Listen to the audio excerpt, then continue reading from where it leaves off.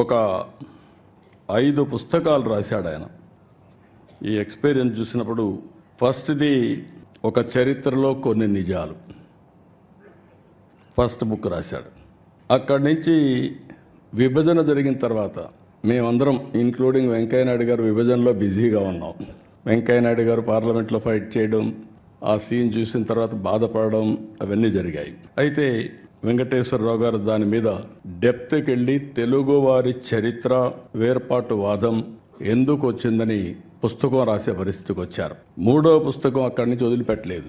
ప్రపంచతత్వం, నాయకత్వం, దీని మీద అధ్యయనం చేసి ఒక బుక్ ఒకటి రాసే పరిస్థితికి వచ్చాడు.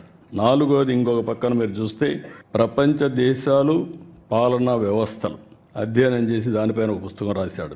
ఇప్పుడు ప్రపంచ చరిత్ర ఆది నుంచి నేటి వరకు, ఇంకా ఆయన మాటల్లోనే చెప్పాడు కాబట్టి నేను ఎక్కువ చెప్పను, మొత్తం డీటెయిల్ అన్ని ఆ తర్వాత జరగబోయేటి కూడా చెప్పాడు.